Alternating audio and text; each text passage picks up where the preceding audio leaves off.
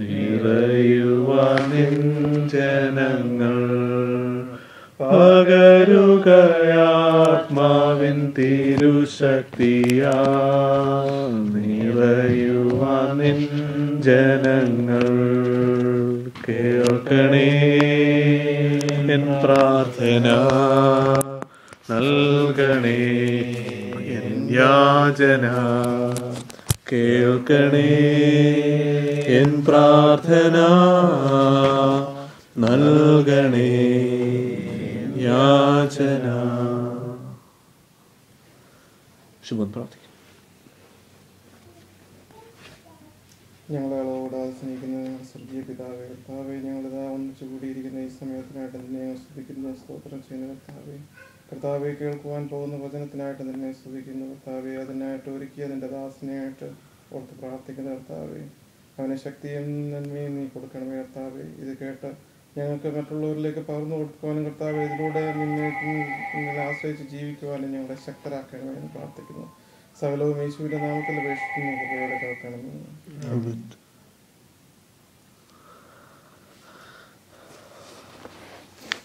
ത്രിയേക ദൈവത്തിൻ്റെ വന്യനാമത്തിന് മഹത്വം ഉണ്ടായിരിക്കട്ടെ. ഇന്നത്തെ അല്പനേരത്തെ ചിന്തകൾക്കായിട്ട് തിരഞ്ഞെടുത്തത് ജോസഫിൻ്റെ കഥയാണ്. ഉൽപ്പത്തി പുസ്തകം 37, 38 മുതലുള്ള അധ്യായം മുതൽ അങ്ങോട്ട് കാണുന്ന അധ്യായങ്ങളിൽ നാം കാണുന്നത് ജോസഫിൻ്റെ കഥയാണ്. ഈ കഥയിൽ നിന്ന് കാണുന്ന 3 പ്രത്യേക സംഭവങ്ങൾ, ജോസഫിൻ്റെ കഥയിലെ പല വിധത്തിലുള്ള സംഭവങ്ങളിൽ 3 പ്രത്യേക സംഭവങ്ങൾ, അതിൽ നമ്മുടെ സാമാന്യ ജീവിതവുമായിട്ട് ആ പല സംഭവങ്ങളെ എങ്ങനെ താരതമ്യം ചെയ്യാം എന്നുള്ളൊരു കാര്യമാണ് ഇന്ന് ശ്രമിക്കുന്നത്. അപ്പോൾ യോസേഫിൻ്റെ കഥ എല്ലാവർക്കും വളരെ സുപരിചിതമായൊരു കഥയാണ്. ആദ്യമായിട്ട് യോസേഫിനെ വിൽക്കുകയും യോസേഫിൻ്റെ സഹോദരന്മാർ പൊട്ടക്കിണറ്റിൽ തള്ളിയിടുകയും വിൽക്കുകയും പിന്നീട് യോസേഫ് മിസ്രൈമിൻ്റെ അധികാരിയായി തീരുന്നതും തിരിച്ച് സഹോദരന്മാർക്ക് വലിയ സഹായിയായി തീരുന്നതുമായ ഒരു അവസരം ഒരു കഥ നമ്മൾ കാണുന്നുണ്ട്. അപ്പോൾ ഇതിൽ ആദ്യമായിട്ട് ആദ്യത്തെ ചിന്തയ്ക്കായിട്ട് തിരഞ്ഞെടുത്തിരിക്കുന്നത് ഉൽപ്പത്തി പുസ്തകം 37-ാം അധ്യായത്തിൽ നാം കാണുന്നത് യോസേഫിനെ വിൽക്കുന്നതായ അവസ്ഥ.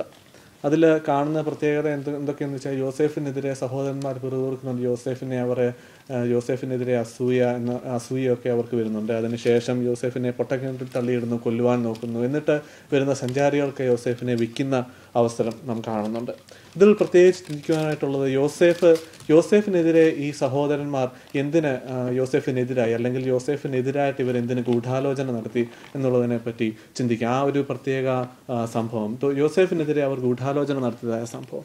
അപ്പോൾ അതിന് കാരണമായിട്ട് നാം കാണുന്നത് യോസേഫിന് ദൈവത്തിന് പ്രിയങ്കരനായിരുന്നു. യോസേഫ് ഇളയവനായിരുന്നതുകൊണ്ട് യോസേഫിൻ്റെ പിതാവിന് പ്രിയങ്കരനായിരുന്നു. അപ്പോൾ ഈ ദൈവത്തിനും പിതാവിനും ഉണ്ടായിരുന്ന ഈ പ്രിയങ്കരത്വം, അതിൽ നിന്നും പിന്നീട് യോസേഫ് കണ്ട സ്വപ്നങ്ങളുടെ ഒരു ബാക്കിയായിട്ട് സഹോദരന്മാർക്ക് യോസേഫിനുണ്ടായിരിക്കുന്ന നന്മ മനസ്സിലാക്കുവാൻ തക്കവണ്ണം സാധിക്കാതെ, അല്ലെങ്കിൽ ആ യോസേഫിനുണ്ടാകുന്ന നന്മ സ്വീകരിക്കുവാൻ തക്കവണ്ണം സാധിക്കാതെ അവർ യോസേഫിനെ കൊല്ലുവാൻ തക്കവണ്ണം ശ്രമിക്കുകയാണ്. ഇവൻ എന്നേക്കാളും വലിയവനാകുമോ എന്നുള്ള ചിന്ത, ഇവന് എന്നേക്കാളും വലിയ നന്മ ലഭിക്കുമോ, ഇവർ എൻ്റെ മുകളിലാകുമോ എന്നുള്ളൊരു ചിന്ത വന്നപ്പോഴാണ് ഈ സഹോദരന്മാർക്ക് തന്നെ കൊല്ലുവാൻ തക്കവണ്ണമുള്ള ഒരു ശ്രമം നടത്തിയത്. അപ്പോൾ ഇവിടെ കാണുന്നത് സഹോദരന്മാരുടെ അസൂയയാണ് യോസേഫിനുണ്ടാകുന്ന നന്മയിൽ. അതിൽ നമുക്ക് വേറൊരു അതുപോലെ തന്നെ ഒരു സിമിലറായിട്ടുള്ള ഒരു സംഭവം നാം കാണുന്നത് ഹാബേലിൻ്റെയും കയീൻ്റെയും കഥയിലാണ്. ഹാബേലിൻ്റെ കാഴ്ചകൾ ദൈവം പ്രീതിപ്പെട്ടപ്പോൾ കയീൻ അസൂയുണ്ടായിട്ട് കയീൻ ഹാബേലിനെ കൊല്ലുന്നതായ അവസരം നാം കാണുന്നുണ്ട്. ഇപ്പോൾ നമുക്ക് നമ്മുടെ ഈ ഒരു സാമാന്യ ജീവിതത്തിൽ നാം കാണുന്നത്, മറ്റുള്ളവൻ്റെ നന്മ നമ്മൾ കണ്ടു കഴിയുമ്പോൾ, നമ്മുടെ സഹോദരൻ്റെ നന്മ നമ്മൾ കണ്ടു കഴിയുമ്പോൾ, സഹോദരൻ എന്ന് പറഞ്ഞു കഴിയുമ്പോൾ സ്വന്തം സഹോദരൻ ബ്ലഡ് റിലേഷൻ ആണെങ്കിലും, അല്ലെങ്കിൽ ഇടവകയിലെ സഹോദരനാണെങ്കിലും, സമൂഹത്തിലെ സഹോദരനാണെങ്കിലും, മറ്റൊരു സഹോദരൻ്റെ നന്മ കണ്ടു കഴിയുമ്പോൾ ആ സഹോദരനെതിരെ പിറുപിറുക്കുവാൻ തക്കവണ്ണമാണ് നമ്മുടെ ശ്രമം. അതോ ഈ സഹോദരൻ്റെ നന്മയിൽ നമ്മൾ കൂടി സന്തോഷിക്കുവാൻ തക്കവണ്ണം നമുക്ക് സാധിക്കുന്നുണ്ടോ എന്നുള്ള ചിന്തയാണ് ഈ ഒരു പർട്ടിക്കുലർ സംഭവത്തിൽ നിന്ന് നമുക്ക് ചിന്തിക്കുവാൻ തക്കവണ്ണമുള്ളത്. അപ്പോൾ ക്രിസ്തു പറയുന്നുണ്ട്, കൂടെയുള്ള സ്വന്തം സഹോദരനെ കാണാൻ പറ്റാത്തവൻ എങ്ങനെ ദൈവത്തെ സ്നേഹിക്കും എന്ന് പ്രത്യേകമായിട്ട് പറയുന്നത് നമ്മൾ കാണുന്നുണ്ട്. അപ്പോൾ ഇവിടെ ചിന്തിക്കുവാൻ തക്കവണ്ണമുള്ളത്, നമ്മുടെ സഹോദരന്മാരുടെ നന്മ, നമ്മുടെ സഹോദരന്മാർക്ക് ദൈവം കൊടുക്കുന്ന നന്മ, നമ്മുടെ സഹോദരന്മാർക്ക് ലഭിച്ചിരിക്കുന്ന അനുഗ്രഹങ്ങൾ, ഈ അനുഗ്രഹങ്ങളെ കാണുവാനും അതിനെ നന്മയായിട്ട് കണ്ട് അതിനെ സ്വീകരിക്കുവാൻ തക്കവണ്ണമാണോ നാം ശ്രമിക്കുന്നത്? അതോ ഈ സഹോദരന്മാരെ പൊട്ടക്കിണറ്റിൽ കൊല്ലുവാനും അവരെ നശിപ്പിച്ച് കളയാൻ തക്കവണ്ണമാണോ നമ്മുടെ ശ്രമം എന്നുള്ളത് നമുക്ക് ചിന്തിക്കാം. ചിന്തിക്കേണ്ടിയിരിക്കുന്നു. പലപ്പോഴും നമ്മൾ അറിഞ്ഞോ അറിയാതെയോ ഇങ്ങനെ ഒരു പാതകത്തിന് പങ്കാളികളാകുന്നുണ്ടോ എന്ന് ചിന്തിക്കേണ്ടിയിരിക്കുന്നു. പ്രവാചകൻ തങ്ങളുടെ നാട്ടിൽ പ്രവാചകൻ ഒരു വിലയുമില്ല എന്ന് പറയുന്നത് പോലെ, ക്രിസ്തു യഹൂദന്മാരുടെ ഇടയിൽ തള്ളപ്പെട്ടതുപോലെ ഇപ്പോഴും നമ്മുടെ സഹോദരന്മാർ, ദൈവത്തിൻ്റെ അനുഗ്രഹം ലഭിച്ച സഹോദരന്മാർ സമൂഹത്തിൽ തള്ളപ്പെടുന്നില്ലയോ? നമ്മളതിനെ ആ തള്ളപ്പെടലിൻ്റെ ഭാഗത്ത് നമ്മളും അവരെ ദുഷിക്കുന്നവരുടെ ഭാഗത്താണോ എന്നുള്ളതിനെ പറ്റി നമുക്ക് ചിന്തിക്കേണ്ടിയിരിക്കുന്നു. ഈ ഒരു സംഭവത്തിൽ നമുക്ക് രണ്ടാമതായിട്ട് ചിന്തിക്കാനുള്ളത് യോസേഫിനെ പൊട്ടക്കിണറ്റിൽ തള്ളിയിടുകയും പിന്നീട് അവനെ വെറുക്കുകയും ചെയ്തു എന്നുള്ളതാണ്. യോസേഫിനെ പൊട്ടക്കിണറ്റിൽ തള്ളിയിട്ട് കൊല്ലുവാൻ നോക്കി അവനെ വെറുക്കുകയും ചെയ്തു. മാനുഷികമായ ക്രൂരതയും അടിച്ചമർത്തലും നമ്മളിവിടെ കാണുന്നുണ്ട്. ഒരു സമൂഹം, ഒരു പറ്റം ആൾക്കാർ, 12ഓളം പേര് അല്ലെങ്കിൽ 11ഓളം പേര് ഈ ഒരു ബാലനെ കൊല്ലുവാൻ തക്കവണ്ണം ശ്രമിക്കുകയാണ് അവൻ്റെ നന്മ കണ്ടിട്ട്. നമ്മൾ ആരെയും കൊല്ലുവാൻ തക്കവണ്ണം പോയില്ലെങ്കിലും ഇപ്പോൾ കൊല്ലുന്നതായിട്ടുള്ള ആളുകൾ വളരെ വളരെ ഏറെയുണ്ട്. മനുഷ്യരെ കൊല്ലുന്നവരായിട്ടുള്ള ആളുകൾ വളരെ ഏറെയുണ്ട്. ഇതുപോലെ തന്നെ നമ്മൾ കൊല്ലുവാൻ നോക്കി, നമ്മളെപ്പോലുള്ളവർ ആരും ഇവരെയൊന്നും ഈ മറ്റ് സഹോദരന്മാരെ കൊല്ലുവാൻ നോക്കിയിട്ടില്ലെങ്കിലും ഇവരുടെ ബലഹീനതകളെ ചൂഷണം ചെയ്യുവാൻ തക്കവണ്ണം നമ്മൾ ശ്രമിക്കുന്നുണ്ടോ എന്നുള്ളതിനെ പറ്റി ചിന്തിക്കണം.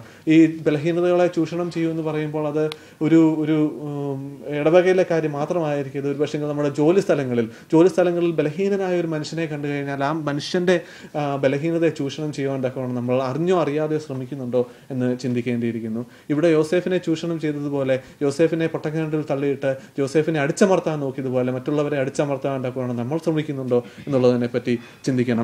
ഫിലിപ്പിയർക്ക് എഴുതിയ ലേഖനം 2-ാം അധ്യായം 3-ാം വാക്യത്തിൽ ഇങ്ങനെ പറയുന്നുണ്ട്: താഴ്മയോടെ ഓരോരുത്തൻ മറ്റുള്ളവനെ തന്നേക്കാൾ ശ്രേഷ്ഠൻ എന്നെണ്ണിക്കൊള്ളുവിൻ. താഴ്മയോടെ ഓരോരുത്തൻ മറ്റുള്ളവനെ തന്നേക്കാൾ ശ്രേഷ്ഠൻ എന്ന് എണ്ണിക്കൊള്ളുവിൻ. ദൈവം പറഞ്ഞിരിക്കുന്നത് താഴ്മയുള്ളവരെ ഉയർത്തുന്നവനായ ഒരു ദൈവത്തെയാണ് നാം കാണുന്നത്, അല്ലാതെ അഹങ്കരിക്കുന്നവരെ ഉയർത്തുന്നവനായ ഒരു ദൈവത്തെയല്ല നാം കാണുന്നത്. താഴ്മയുള്ളവരെ ഉയർത്തുന്നവനായ ഒരു ദൈവമാണ് നമുക്കുള്ളത്.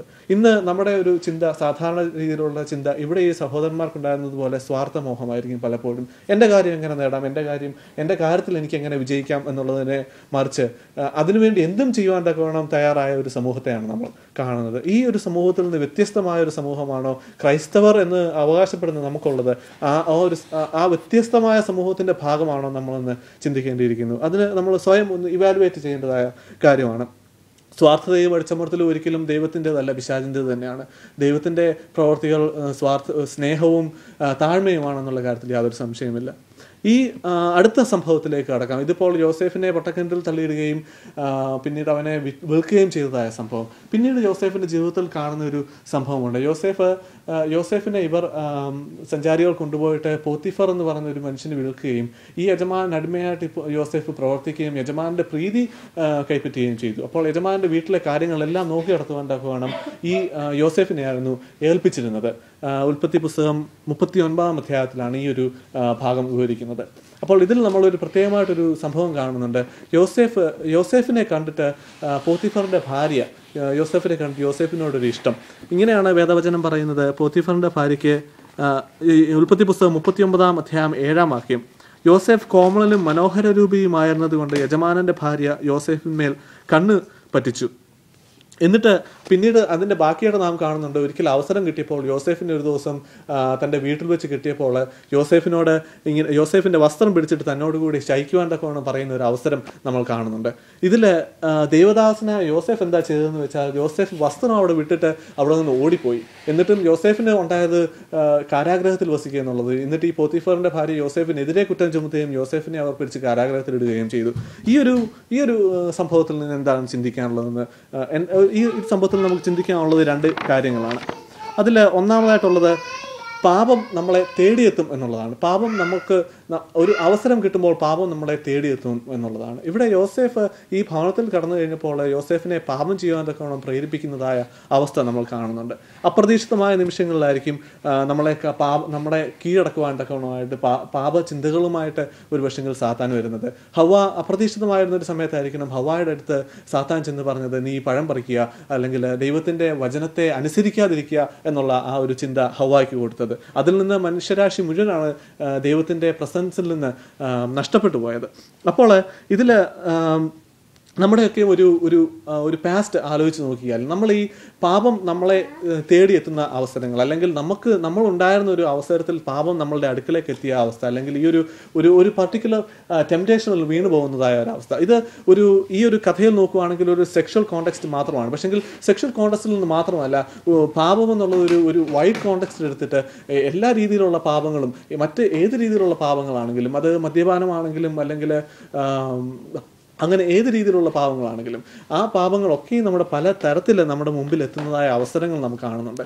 അത് ചില അവസരങ്ങളിൽ നമ്മളെ ദൈവം അത്ഭുതകരമായിട്ട് രക്ഷിക്കുന്നതും ചില അവസരങ്ങളിൽ നമ്മൾ വീണു പോകുന്നതുമായ അവസരങ്ങൾ നമുക്ക് കാണുന്നുണ്ട്. അപ്പോൾ ഒരു നിമിഷം നമ്മൾ പുറമോട്ട് ചിന്തിച്ചു നോക്കിയാൽ പാപം നമ്മളെ തേടി എത്തുന്നതായ അവസരം നമ്മൾ പലപ്പോഴായിട്ട് കാണുന്നുണ്ട്.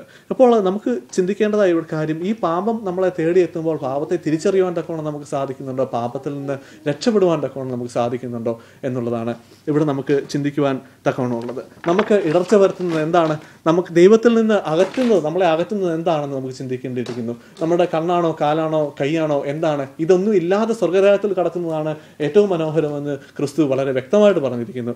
അപ്പോൾ നമ്മളെ തേടിയെത്തുന്ന ഈ പാപത്തിൽ നിന്ന് പരിശുദ്ധാത്മാവിൻ്റെ സർവായുധവർഗം സ്വീകരിച്ചുകൊണ്ട്, എഫേസ്യർ എഴുതിയ ലേഖനം 6-ാം അധ്യായത്തിൽ പറയുന്നത് പോലെ സർവായുധവർഗം സ്വീകരിച്ചുകൊണ്ട് ഈ പാപത്തിൽ നിന്ന് രക്ഷ നേടുവാൻ തക്കവണ്ണം, വചനത്തിൽ ഉറച്ചുകൊണ്ട് പാപത്തിൽ നിന്ന് രക്ഷ നേടുവാൻ തക്കവണ്ണം, പാപം നമ്മളെ എത്തുമ്പോൾ പാപത്തെ വിട്ട് ഓടുവാൻ തക്കവണ്ണം നമുക്ക് സാധിക്കണം, അല്ലെങ്കിൽ പാപത്തെ തോൽപ്പിക്കുവാൻ തക്കവണ്ണം നമുക്ക് സാധിക്കണം എന്നുള്ള ഒരു ചിന്ത ഇവിടെ നമുക്ക് കാണുന്നുണ്ട്. യോസേഫിന് ആ പാപത്തെ തോൽപ്പിക്കുവാൻ തക്കവണ്ണം സാധിച്ചു. അതുകൊണ്ടാണ് ദൈവം യോസേഫിനെ വീണ്ടും വീണ്ടും വളരെ അധികമായിട്ട് അനുഗ്രഹിച്ചത്. യോസേഫ് ആ പാപത്തിൻ്റെ അവസ്ഥ വന്നപ്പോൾ അതിൽ ഒരിക്കലും വീണുപോയില്ല എന്നുള്ളത് നമുക്ക് പ്രത്യേകമായിട്ട് കാണാൻ പറ്റുന്നുണ്ട്. ഈ ഒരു സംഭവത്തിൽ നിന്ന് രണ്ടാമതായിട്ട് ചിന്തിക്കാനുള്ളത്, പാപത്തിലേക്ക് നയിക്കുന്ന വ്യക്തികൾ. ഇവിടെ പോത്തിഫറിന്റെ ഭാര്യ യോസേഫിനെ പാപത്തിലേക്ക് നയിക്കുവാൻ തക്കവണ്ണം ശ്രമിക്കുകയാണ്. അവിടെ ഒരു വ്യക്തി മറ്റൊരു വ്യക്തിയെ പാപത്തിലേക്ക് നയിക്കുവാൻ തക്കവണ്ണം ശ്രമിക്കുകയാണ്. ഞാൻ മറ്റൊരു വ്യക്തിയെ പാപത്തിലേക്ക് നയിക്കുവാൻ തക്കവണ്ണം ശ്രമിക്കുന്നുണ്ടോ? അത് ഏത് രീതിയിലാണെങ്കിലും നമുക്കിപ്പം പാപചിന്തകൾ കൈമാറിയതായ അവസരങ്ങളുണ്ടോ, അല്ലെങ്കിൽ അരുതാത്തതായ അവസരങ്ങളിൽ നമ്മുടെ സഹോദരങ്ങളെ കൊണ്ടെത്തിക്കുന്നതായ അവസരങ്ങളുണ്ടോ? ഇങ്ങനെ പോത്തിഫറിന്റെ ഭാര്യ ഇവിടെ ചെയ്തതുപോലെ പാപത്തിലേക്ക് നമ്മുടെ സഹോദരങ്ങളെ നമ്മൾ നയിക്കുവാൻ തക്കവണ്ണം ശ്രമിച്ചിട്ടുണ്ടോ? അറിഞ്ഞോ അറിയാതെയോ ശ്രമിച്ചിട്ടുണ്ടെങ്കിൽ അതിനെപ്പറ്റി ഒരു നിമിഷം ചിന്തിക്കേണ്ടതായ ആവശ്യമുണ്ട്. കാരണം പാപത്തെപ്പറ്റി അനുദപിച്ചെങ്കിൽ മാത്രമെങ്കിലും ദൈവത്തിൻ്റെ കൃപ നമുക്ക് വീണ്ടും വീണ്ടും ലഭിക്കും. നീതിമാൻ ആരുമില്ല എന്ന് പറയുന്നു. നമ്മളെല്ലാവരും പാപികളാണ്, നമ്മളെല്ലാവരും പാപം ചെയ്തവരുമാണ് എന്നുള്ളത് വളരെ വ്യക്തമാണ്. പക്ഷേ മർക്കോസിന്റെ സുവിശേഷം 9-ാം അധ്യായം 42-ാം വാക്യത്തിൽ ഇങ്ങനെ പറയുന്നുണ്ട്, എങ്കിൽ വിശ്വസിക്കുന്ന ഈ ചെറിയവരിൽ ഒരുത്തന് ഇടർച്ച വരുത്തുന്നവന്റെ കഴുത്തിൽ വലിയൊരു തിരികല്ല് കെട്ടി അവനെ കടലിൽ ഇട്ട് കളയുന്നത് അവന് ഏറെ നല്ലത് എന്ന് പറയുന്നതായ അവസരം നാം കാണുന്നുണ്ട്. അപ്പോൾ ഈ ഒരു പാപത്തിലേക്ക് നമ്മൾ മറ്റുള്ളവരെ നയിക്കുന്നുണ്ടോ എന്നുള്ള ചിന്തയിൽ കൂടി നമുക്ക് മറ്റൊരു ചിന്തയോട് വരുന്നത്, ഈ പാപത്തിൽ നിന്ന് എങ്ങനെ രക്ഷ നേടാമെന്നൊക്കെയുള്ള ചിന്തിക്കുമ്പോൾ നമുക്കൊരു ചിന്തയുണ്ട്. പലപ്പോഴും ദൈവം ദയാലുവാണ്, ദൈവം എൻ്റെ പാപങ്ങളെല്ലാം ക്ഷമിച്ചുകൊള്ളും എന്നൊരു ചിന്ത നമുക്ക് എപ്പോഴും ഉണ്ട്. ദൈവം ക്ഷമിക്കും എന്നുള്ള കാര്യത്തിൽ യാതൊരു സംശയവുമില്ല. പക്ഷെങ്കിൽ നമുക്ക് വെറുതെ നമ്മളിവിടെ ഇരുന്ന് ദൈവം എൻ്റെ പാപങ്ങളെല്ലാം ക്ഷമിച്ചുകൊള്ളും, കാരണം ദൈവം മഹാദയാലുവാണ് എന്ന് ആലോചിച്ചിരുന്നിട്ട് കാര്യമുണ്ടോ? പാപം ചെയ്തവനായ ദാവീദ് എന്താണ് ചെയ്തത്? ദാവീദിന്റെ 51-ാം സങ്കീർത്തനം നമ്മളെല്ലാ നമസ്കാരങ്ങളിലും പറയുന്നത്, ഈ 51-ാം സങ്കീർത്തനം ദാവീദ് വളരെ ഹൃദയവേദനയോടെ എഴുതിയെങ്കിൽ എത്ര തവണ ഹൃദയത്തിൽ തൊട്ടുകൊണ്ട് ഈ സങ്കീർത്തനം നമ്മളുടെ നമസ്കാരങ്ങളിൽ വായിക്കുമ്പോൾ വായിച്ചിട്ടുണ്ട് എന്ന് ചിന്തിക്കേണ്ടിയിരിക്കുന്നു. ആ സങ്കീർത്തനത്തിന്റെ ഓരോ വാക്യവും നമ്മുടെ ഹൃദയത്തിൽ കൊള്ളുന്നുണ്ടോ, അതോ നമ്മൾ വെറുതെ ഇങ്ങനെ വായിച്ചു പോവുകയാണോ? ദാവീദ് അനുദപിച്ചതുപോലെ നമുക്ക് അനുദപിക്കുവാൻ തക്കവണ്ണം സാധിക്കുന്നുണ്ടോ എന്ന് ചിന്തിക്കേണ്ടിയിരിക്കുന്നു. രണ്ടാമതായിട്ട് വേറൊരു സംഭവം നമ്മൾ കാണുന്നത്, യോനാ പ്രവാചകൻ നിനവയിലേക്ക് പോയി കഴിഞ്ഞപ്പോൾ അവിടെ അവരോട് സംസാരിച്ചു കഴിഞ്ഞപ്പോൾ അവർ വെറുതെ ഇരിക്കുകയല്ല ചെയ്തത്. വചനം പറയുന്നത്, അവർ ദൈവത്തിൽ വിശ്വസിച്ച് രട്ടുപുതച്ച് വെണ്ണീറിലിരുന്നു എന്ന് പറയുന്നുണ്ട്. അപ്പോൾ ദൈവത്തിൽ വിശ്വസിച്ച് രട്ടുപുറച്ച് വെണ്ണീറിലിരുന്നവർ അനുദപിച്ചു എന്നുള്ളതാണ് പ്രധാനം. നമ്മൾ 3 നോയമ്പ് നോക്കുന്നു, 50 നോയമ്പ് നോക്കുന്നു, ഈ കാര്യങ്ങളൊക്കെ നോക്കുമെങ്കിൽ നമ്മൾ നമ്മുടെ പാപത്തെ ചൊല്ലി അനുദപിക്കുന്നുണ്ടോ, ശരിയായിട്ട് അനുദപിക്കുന്നുണ്ടോ എന്നുള്ളത് നമുക്ക് ചിന്തിക്കേണ്ടതായ കാര്യമാണ്. നമ്മുടെ ഹൃദയത്തിൽ നിന്ന് നമുക്ക് അനുതാപം ഉണ്ടാകുന്നുണ്ടോ, അതോ വെറും ഒരു കർമാദികളായി മാത്രം മാറ്റുകയാണോ ഈ പാപത്തെ, ഈ അനുതാപത്തെ എന്ന് നമ്മൾ ചിന്തിക്കേണ്ടിയിരിക്കുന്നു. ഈ പാപം മറിച്ചും അകൃത്യം ക്ഷമിച്ചും കിട്ടിയവൻ ഭാഗ്യവാൻ എന്ന് വേദവചനം വളരെ വ്യക്തമായിട്ട് പറയുന്നുണ്ട്.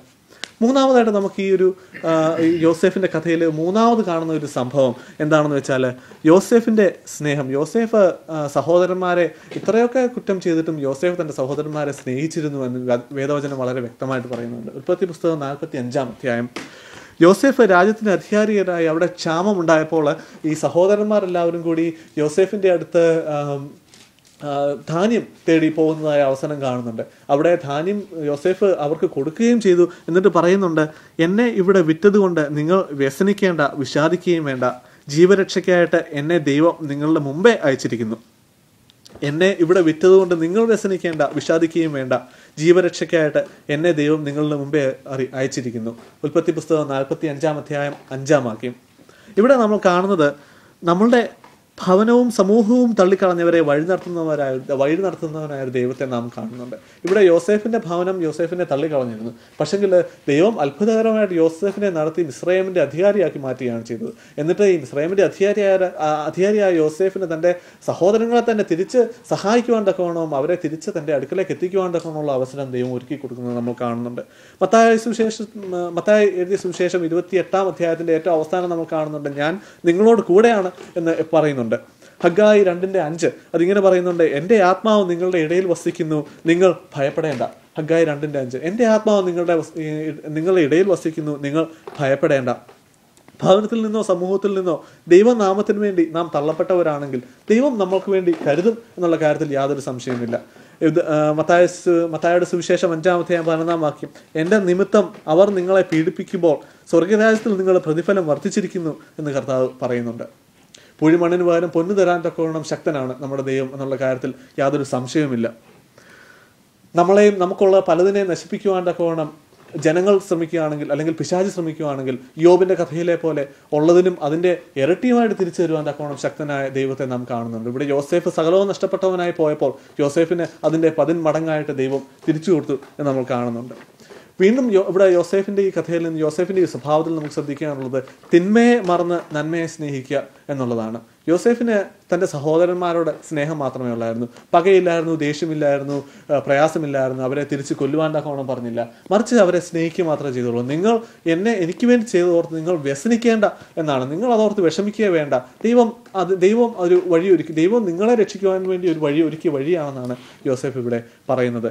അപ്പോൾ ഇവിടെ യോസേഫ് ചെയ്തതുപോലെ, യോസേഫ് തൻ്റെ സഹോദരന്മാരോട് ചെയ്തതുപോലെ, യോസേഫ് തൻ്റെ സഹോദരന്മാരുടെ തിന്മയെ നന്മ കൊണ്ട് വിജയിച്ചതുപോലെ നമുക്കും വിജയിക്കുവാൻ തക്കവണ്ണം സാധിക്കുന്നുണ്ടോ? നമ്മൾക്കെതിരെ തിന്മ ചെയ്യുന്നവർക്ക് എതിരായിട്ട് നമുക്ക് നന്മ കൊണ്ട് അവരെ ജയിക്കുവാൻ തക്കവണ്ണം സാധിക്കുന്നുണ്ടോ? നമ്മുടെ കർത്താവ് ജയിച്ചതുപോലെ തിന്മ ചെയ്യുന്നവരെ നന്മ കൊണ്ട് ജയിക്കുവാൻ തക്കവണ്ണം നമുക്ക് സാധിക്കുന്നുണ്ടോ എന്നുള്ളതാണ് നമ്മുടെ ചിന്ത. ഫിലിപ്പിയർക്ക് എഴുതിയ ലേഖനം 2 അധ്യായം 5 വാക്യം, ക്രിസ്തുയേശുവിലുള്ള ഭാവം തന്നെ നിങ്ങളിലും ഉണ്ടായിരിക്കട്ടെ എന്നാണ് പറയുന്നത്. ക്രിസ്തു തീർച്ചയായിട്ടും നന്മ കൊണ്ട് തിന്മയെ ജയിച്ചതാണ്. ക്രിസ്തുവിനെ ക്രൂശിച്ചവരോടും ക്രിസ്തു പറഞ്ഞത്, ഇവർ ചെയ്യുന്നത് എന്തെന്ന് ഇവർ അറിയുന്നില്ല, ഇവരോട് ക്ഷമിക്കണമേ എന്നാണ്. അപ്പോൾ ഈ ഒരു കോണ്ടെക്സ്റ്റിൽ നമ്മൾ ചിന്തിച്ച് നോക്കുമ്പോൾ നമ്മുടെ സഭയും നമ്മുടെ സഭാ തർക്കങ്ങളും ഒക്കെ ഒന്ന് ആലോചിച്ച് നോക്കുകയാണെങ്കിൽ ഇതിൻ്റെയൊക്കെ അർത്ഥം എന്താണ്? ക്രിസ്തുവിൻ്റെ പാതയാണോ ഇത് എന്നുള്ളതിനെപ്പറ്റി ചിന്തിക്കേണ്ടിയിരിക്കുന്നു. നമ്മൾ മറ്റൊരു സഭയാണെന്ന്, അല്ലെങ്കിൽ ഒരു അപ്പോസ്തലന്മാരുടെ പേര് പറഞ്ഞ്, പത്രോസിൻ്റെയും തോമസ് ലീഹായുടെയും പേര് പറഞ്ഞ് വിശ്വാസികളെ ശവക്കല്ലറയിൽ പോലും കേട്ടാതിരിക്കുന്ന അവസരം നമ്മൾ കാണുന്നുണ്ട്. ഇത് നമ്മൾ പിന്തുടരുന്നത് കർത്താവിനെയാണോ? നമുക്ക് പ്രധാനം പത്രോസാണോ, പൗലോസാണോ, ക്രിസ്തുവാണോ എന്നുള്ളതിനെപ്പറ്റി നമുക്ക് ചിന്തിക്കേണ്ടിയിരിക്കുന്നു. ഇവിടെ സഹോദരന്മാർ ഒത്തൊരുമിച്ച് വസിക്കുന്നത് ഏറ്റവും ഉത്തമം എന്ന് നമ്മൾ രാത്രി പ്രാർത്ഥനയിലൊക്കെ പലതവണ പറഞ്ഞിട്ടും എല്ലാ ദിവസവും പറഞ്ഞിട്ടും നമ്മളുടെ സഭകൾ തമ്മിൽ വഴക്ക് കൂടുന്നതായ ഒരു അവസരം നമുക്ക് ഈ സഹോദരന്മാർ തമ്മിലുള്ള സ്നേഹമാണോ? ഇതിലെ പ്രാധാന്യം എന്താണെന്ന് നമുക്ക് ചിന്തിക്കേണ്ടിയിരിക്കുന്നു. ക്രിസ്തു താഴ്മ സ്വീകരിച്ചവനാണ്, ക്രിസ്തു സ്നേഹം സ്വീകരിച്ചവനാണ്, ക്രിസ്തു സ്നേഹം മാത്രം കാട്ടിത്തന്നവനാണ്. അപ്പോൾ ക്രിസ്തുവിൻ്റെ പാത പിന്തുടരുന്നവരായ സഭയും സഭയിലെ മക്കളും നമ്മൾ ഓരോരുത്തരും ഇവിടെ യോസേഫ് കാണിച്ചതുപോലെ സഹോദരന്മാരോട് സ്നേഹം കാണിക്കുവാനും സ്നേഹം മാത്രം കാണിക്കുവാൻ തക്കവണ്ണം സാധിക്കുന്നുണ്ടോ എന്ന് ചിന്തിക്കേണ്ടിയിരിക്കുന്നു.